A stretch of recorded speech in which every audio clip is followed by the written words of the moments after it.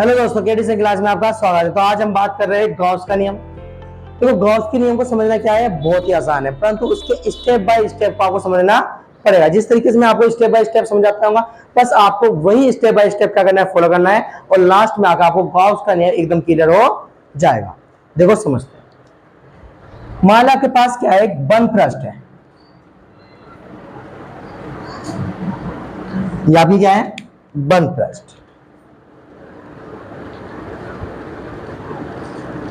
बंद पृष्ठ, ठीक है ना। अब इस बंद पृष्ठ के अंदर आपके पास चार आवेश है, Q1, Q2, Q3 और Q4। और जब ये चार आवेश है तो ये विद्युत क्षेत्र रेखा क्या करेंगे, उत्पन्न करेंगे। जब ये चार आवेश है तो ये चार आवेश विद्युत क्षेत्र रेखा क्या करेंगे, उत्पन्न करेंगे। आपको पता है, जैसे मान लिया आपके पास क्या है, कोई Q आवेश है तो अपने से विद्युत क्षेत्र रेखा क्या करता है, उत्पन्न करता है। इस गॉसीय पृष्ठ में इन चार आवेश की कितनी विद्युत क्षेत्र रेखा है उसको बताने के लिए कौन आई है, गॉस का नियम आया है। गॉस का नियम सिर्फ यही बताता है आपको कि जिस गॉसीय पृष्ठ में आप बात कर रहे हो उस गॉसीय पृष्ठ के अंदर स्थित आप क्या ले लो, कुल आवेश ले लो। बोले तो सिग्मा क्यू ले लो, और उस बंद पृष्ठ की जो निर्वात की विद्युतशीलता है उससे उसकी क्या लगा दो, डिवाइड लगा दो, अनुपात लगा दो, और आपको फ्लक्स देखने को मिल जाएगा। इसे हम बोलते हैं गॉसीय का नियम। क्या बोलते हैं, गॉस का नियम। गॉस का नियम ये बोलता है कि इस नियम के अनुसार विद्युत क्षेत्र में उपस्थित काल्पनिक वक्र पृष्ठ में पारित विद्युत फ्लक्स का मान आपको चेक करना है।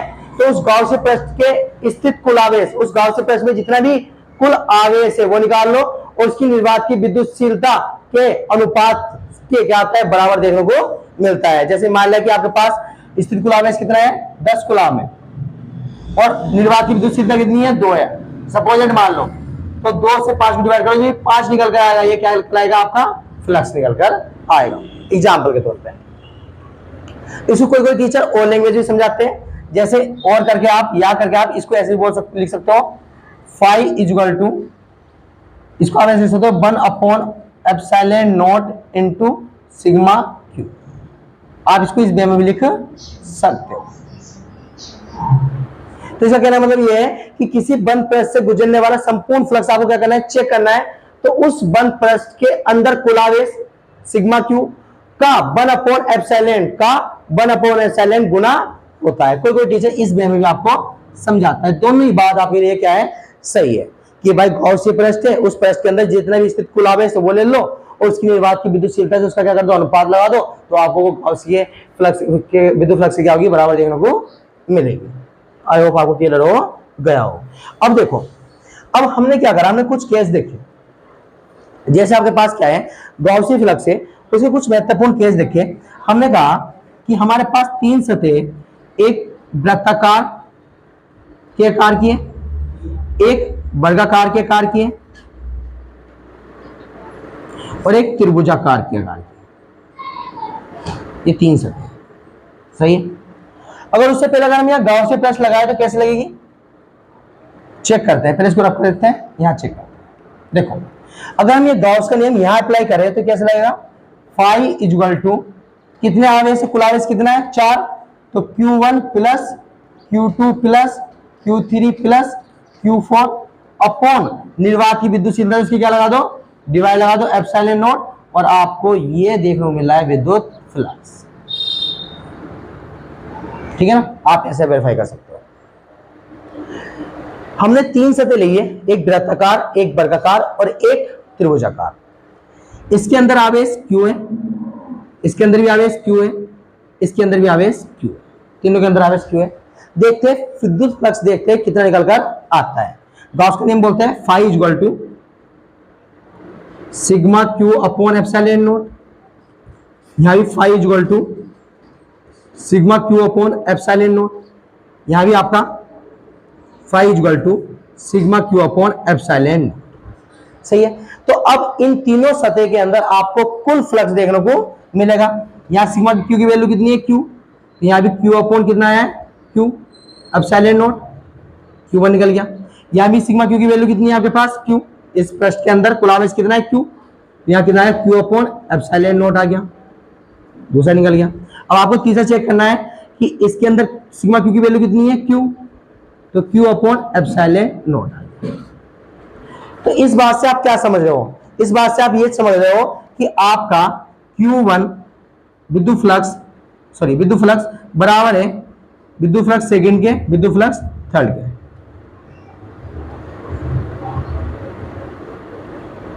ये तीनों में केस में आपका विद्युत फ्लक्स क्या है, बराबर है। आई बात समझ।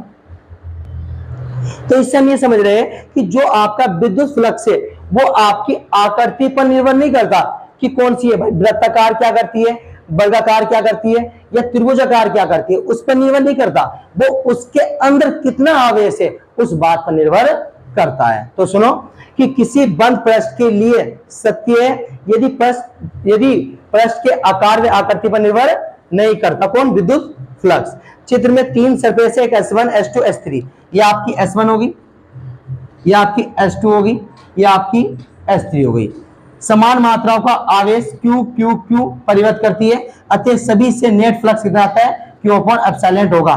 यहाँ भी Q अपॉन एप्सिलॉन है, यहाँ भी Q अपॉन एप्सिलॉन है, और यहाँ भी आपका Q अपॉन एप्सिलॉन है। ठीक है ना।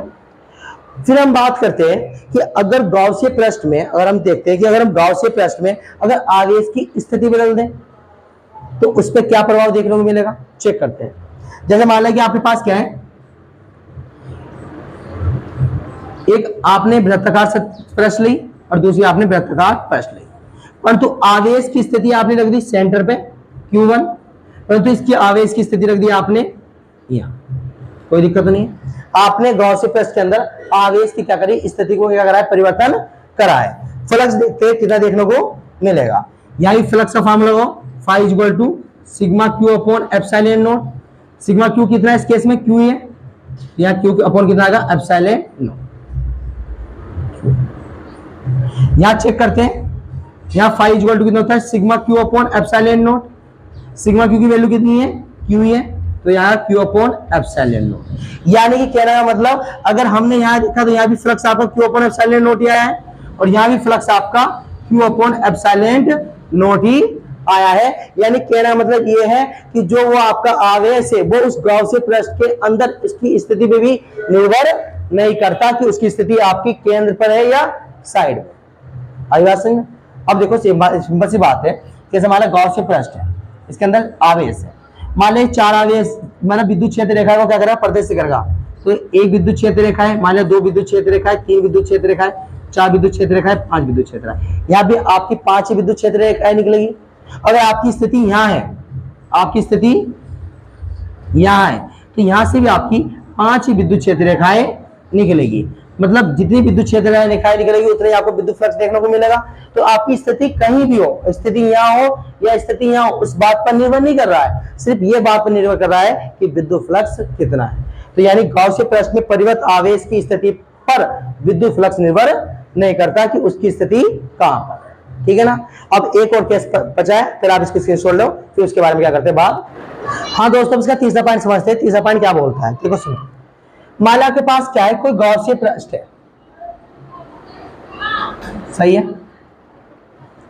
इस गाउसीय पृष्ठ के अंदर आवेश नहीं है, बाहर आवेश है, किसी बिंदु P पर कोई आवेश स्थित है, सही है ना। अब इस गाउसीय पृष्ठ के अंदर उस आवेश का जो विद्युत फ्लक्स आएगा वो फाई जो आएगा वो कितना आएगा, आपका 0 आएगा, सही है।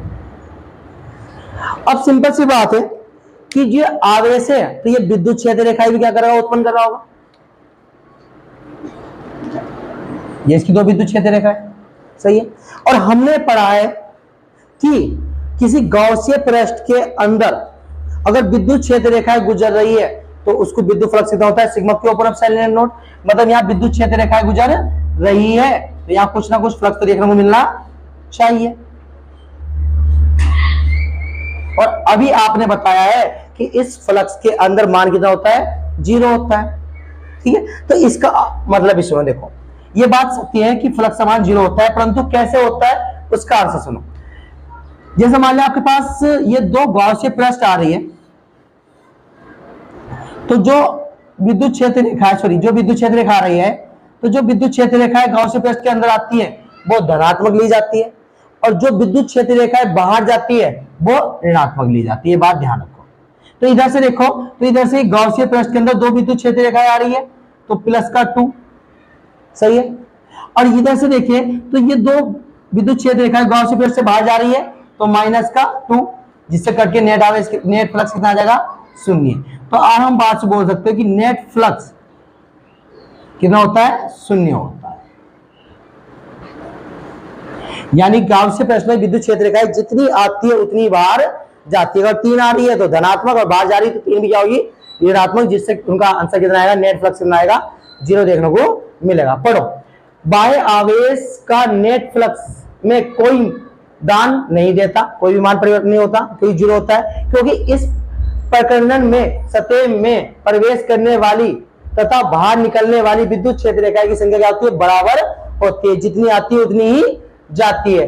तो आगत फ्लक्स माइनस और निर्गत फ्लक्स प्लस, यानी आने वाला प्लस और जाने वाला माइनस होने के कारण नेट फ्लक्स, यहां नेट फ्लक्स कितना आता है, 0 हो जाता है।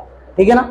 अब हम पढ़ेंगे गॉस के नियम की उत्पत्ति की। देखते हैं कि गॉस के नियम की उत्पत्ति phi equal to sigma q upon epsilon naught. अब इसको प्रूव करने जा रहे हैं और मिलते हैं हम नेक्स्ट वीडियो में।